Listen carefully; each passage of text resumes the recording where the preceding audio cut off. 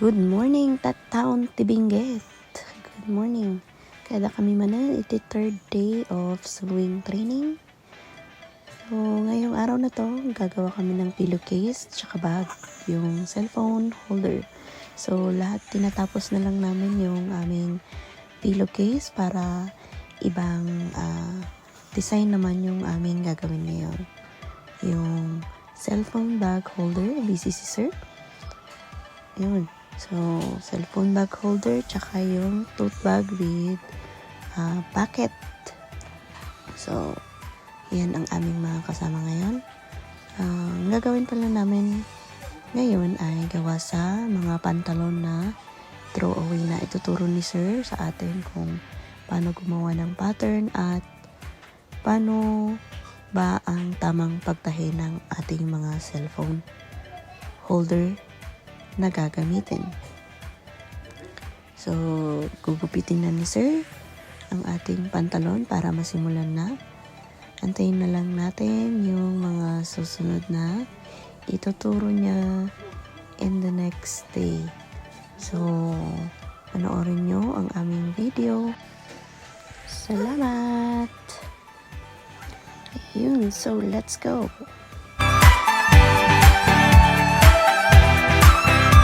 At ako masya yung pantalon na yun, so gugupit ulit tayo ng mas mahaba. Short is short life. Joke lang. Mahaba daw kasi kulang yung pattern natin. So kung gusto nyo palang mapadali ang inyong trabaho, kuha kayo ng folder, yung parang ginagawa ni sir. Tapos i-measure nyo na lang yung pattern na gagawin natin. And then, i-trace na lang natin siya sa pantalon para mas madali. So, wait nyo na lang ang kalalabasan ng ating gagawing cellphone bag. Ano nga si sir? Rukod-rukod. Maglinya-linya.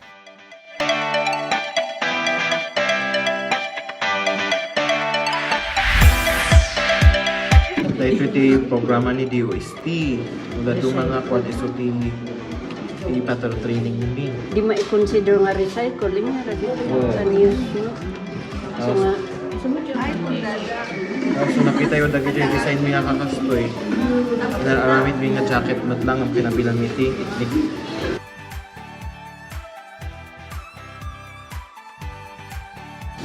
Kastoy. Kabilang yung bigas eh. Beto nga kat i-model da ijay Trinidad kan Capitol no. Ay, tagtaga yan. I-model da right.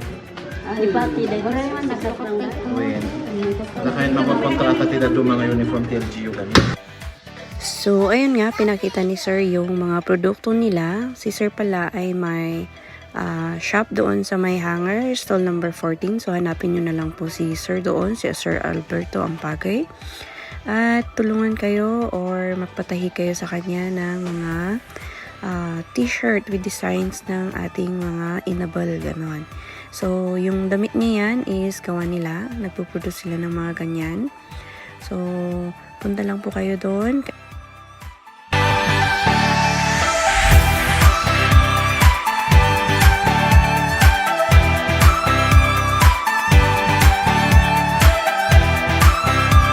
So, ang ginagawa pala ni sir ay gumagawa siya ng lining para sa ating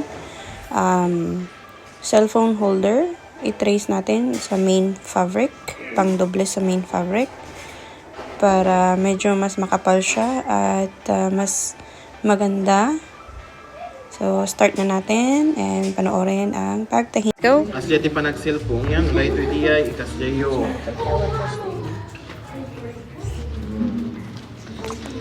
Tapos ikas diyo.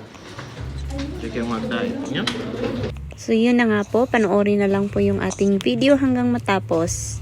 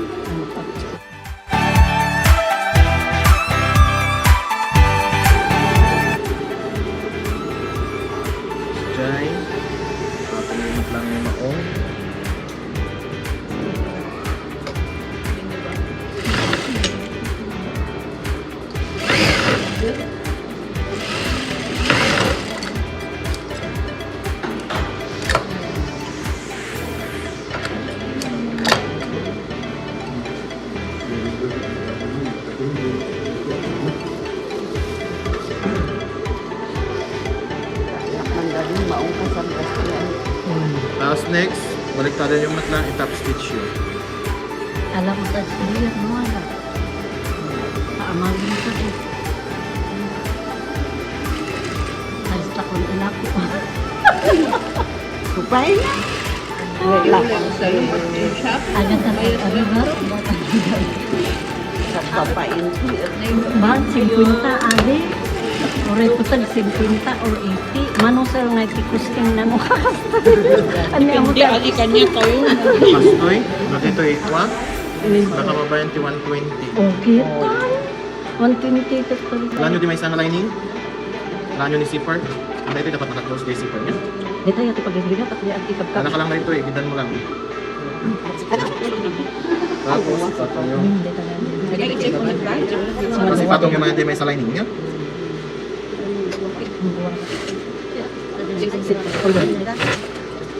Sa excess ng gay, tapos nyo. Masyadong natan, tapos stitch mo niya. Ano yung top stitch niya, mo?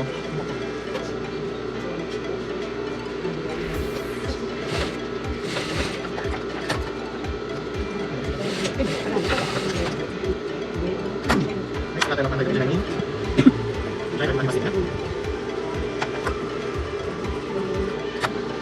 Receiver, kawasan nyo. Medyo... Mas like ko yung receiver. Sinag may isang lining. May isang lining na main fabric. Mas like nyo. Tapos, gusto ko siya. Dito yung ito. Bueno, natin yung kaya mo. Kasi cake mo naman. Tapos like nyo. Ito na yung mga sulit. Ito na yung mga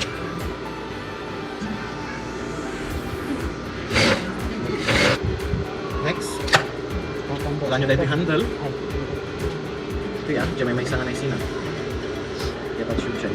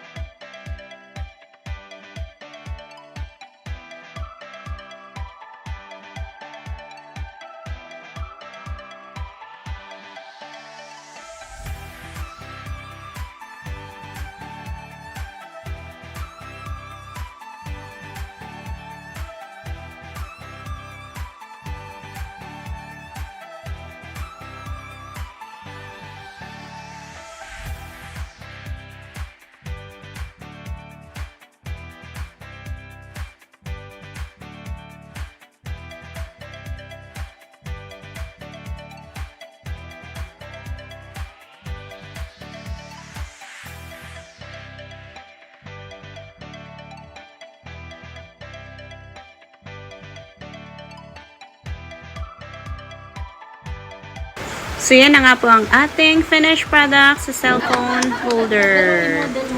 Yun, galing ni sir talaga. Ito yung nga